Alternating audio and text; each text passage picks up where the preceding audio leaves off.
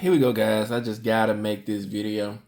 What's up, everybody? Welcome back to J&J Tech Solutions. I'm Jeremiah here with another video. And today I want to discuss the Pixel 8 Pro once again. Now, for those of you who don't know, I'm waiting on the Z Fold 6 to launch. That's going to be my next device of choice to test out, to use, and bring you guys a bunch of videos on the channel concerning it. And in the meantime, I wanted to take on a little personal challenge of just using the Pixel outside of my S24 Ultra to get just a different experience before the phone comes out, to kind of just stay away from Samsung, to kind of just have a full refresh when I go back into the Z Fold 6. But in the meantime, again, I want to discuss part of my experience with the Google Pixel 8 Pro, as I've now used it for a great bit of time and will continue to use it till the Z Fold 6 launches between this and the iPhone 15 Pro Max. But when it comes to the Pixel 8 Pro, I consider this like a good middle phone. Like, this isn't a mid-ranger by any means. It has the processing power, it has things like that, but it is definitely lacking a few things. And I'm gonna tell you something that a lot of people may not tell you. It's like, when you're picking a Pixel, you're not thinking you're gonna get a bad camera, you're not thinking you're gonna get a bad display. Again, it's not the best, but it's not the worst either. By far, on either side, it's not the best or not the worst. But when it comes to something simple such as call quality, I find that the Pixel struggles a little more than my 15 Pro Max or my S24 Ultra, and I'm not sure why is that. I haven't took a deep dive into the antenna bands and again know which one puts out a little more, but what I do know is all of these phones receive 5G in my area. And as far as like data speeds, I'm not noticing any problems between either of them. But when it comes to phone quality, like phone call quality, the Pixel 8 Pro drops the most calls, or I'm always saying, hey, I can't hear, I'm pushing the phone closer to my ear. And it's real interesting. Like, this is the only phone that does that. And I've tried this phone on multiple carriers, both Verizon and AT&T, and I've noticed a similar pattern between both networks. So I can't say it's the networks, when clearly my S24 or my 15 Pro Max have given me these same, bad issues when it comes to quote unquote call quality. Now, outside of that, as you can see, the phone functions perfectly fast once everything is loaded. The 120 hertz is smooth. I actually find this one to be more vibrant than the S24 Ultra due to the anti-reflective coating. Now, as far as durability is concerned, this phone is the only one that I've seen that has like a little hairline crack. You can't feel it unless you rub like your actual nail through it. But if you're going through it with your hand, somewhere right in here, your camera might not show it, but you won't feel it at all. But again, they're just kind of to show you guys, the durability in my opinion, because my other phones don't have any scratches on it. Both been rocked in my pocket, no screen protector. I normally put a case on, but again, the screen protectors I really don't get into unless I'm using a privacy screen protector for a little while. Then I take it off and get back to using the phones as normal. But again, that's just a durability standpoint. Another thing you'll notice with these, it tends to scratches around the camera a little bit more, and as well as the sides. So the Pixel 9 Pro, can't wait to see what Google does for that.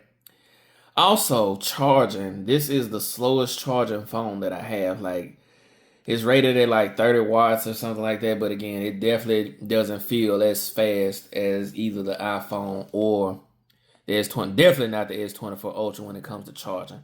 And as far as battery life, I did my own little battery test on this phone. Now, again, I don't have a way to show you guys the battery as far as like my past usage. But I let my channel run on this phone just to do a video test to see how long this phone would have before it actually gave out. And it did roughly around 5 to right at 6 screen hour. I'm getting tongue tied. 6 hours of screen on time maximum. And again, outside of that, I didn't have it set for anything but video playback. But again, having that video playback on maximum brightness was between 5 and 6 hours. More so on the 5 side. Like, again, I may have used it for something else in between to turn it off and turn it back on, stuff like that, to get the videos going. But again, either way, this isn't the greatest battery life phone considering the milliamp hours in it. It's 5,000 milliamps. But again, just not enough when it comes to chips and things like that. The Tensor 3 is pretty smooth. I have very little complaints about it. But again, I don't know if that's a matter of what's causing the call quality issue. But it's no Snapdragon chip by far. Like, again, you can notice a few things here and there when it comes to the Tensor chip. But my biggest thing is, if this Google device is going to be the top device from Google and charge $1,000+ for it, two things for sure they got to fix. Number one, battery for sure. Like, y'all got to do better. 5,000 milliamps and can't get past. I'm going to say on average, because again, I was just watching videos that day, brightness changes or whatever, so it wasn't as thorough as I have liked it, but I would say maximum just on a day-to-day using it, 4 hours, 5 tops on screen on time, period. So again, you're definitely going to get better battery on other phones. Call quality, I noticed that the Pixel 8 Pro wasn't the only one that did this. I had the Pixel 7 Pro and I had similar issues when it came to call quality. Cameras, Google, keep doing what you're doing with the cameras. The AI with the 50 megapixels, whatever y'all got going with the camera, love it. Love the improved video quality on Pixels now. Definitely a right step in the right direction compared to previous models. But again, it feels like when you're using a Pixel, it just feels like it's missing something. Everybody says, oh, that's the Google phone, or you're using that. How does it work? Like, no one has really taken a deep dive with this phone outside of tech enthusiasts, in my opinion, because again, most people either rocking an iPhone or a Samsung device of some kind. So again, that just leaves the Pixel or Google in a situation to, like, how do you guys build your brand?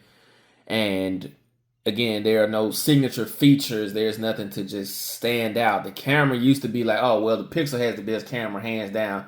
And that could be debated nowadays between the iPhone and Samsung, and there are other manufacturers that are making great cameras as well. But universally, this was known as the best camera, hands down. But again, people prefer different things nowadays. Definitely need to improve on the charging speeds. Again, maybe 45 watts charging and possibly switching to titanium. Even if Google doesn't make the switch to titanium, I think this is still a great buy. Don't get it wrong. But again, whether through software or through, a different chip, maybe Google needs to ditch the Tensor chip and just head back to Snapdragon. But again, I don't know. Fingerprint scanner has been very smooth on this one. Just 8, so finger might not be as clean as it could be. But again, for the most part, I can't complain. Again, it's not as fast as the S24 Ultra by any means. I'm going to see if I can get the face scan from behind the camera. As you can see, it's clearly unlocking without me touching the fingerprint, if I could get it to see my face. But Face ID works perfectly fine. Again, it's no iPhone when it comes to security. The fingerprint scanner is no Samsung. So again, I just call this the middle phone. So with that being said, it's kind of making my switch to this phone difficult in a few ways. But again, I'm going to manage through. I'm going to give you guys a final verdict on it. This may just be my final verdict until I do like a versus video between the Fold 6 and one final one between like the iPhone or the S24 Ultra. But again, I just wanted to give you my opinion a couple of months out away from the Z Fold 6 release, how I feel about the Google Pixel and how have I used it. Like I said, so far, no major complaints. Really just need to improve on call quality, battery life, and the charging speed. Those are my main gripes. And as far as the display, great. Camera's great. So again, if we can get the battery charging under control and whatever software tweaks to get, like I said, the call quality under control, I think we'll have a great phone. Like, it's a good phone now. It's not great. I wouldn't call the Google Pixel 8 Pro or 8 or 8A, and neither one of them really great phones, because Google put these phones on sale literally a month or two after they release, which again, thus the resale value decreases. So if you buy a Google Pixel 7, 7 Pro, 8 Pro, just know you're paying anywhere between $600 to $1,000, and when you get ready to sell this phone, you may not get but maximum $200 back. Just know that, unless you're going straight through Google. And I can't wait to see what Google offers for the Pixel 9 Pro as far as a trade-in with this phone.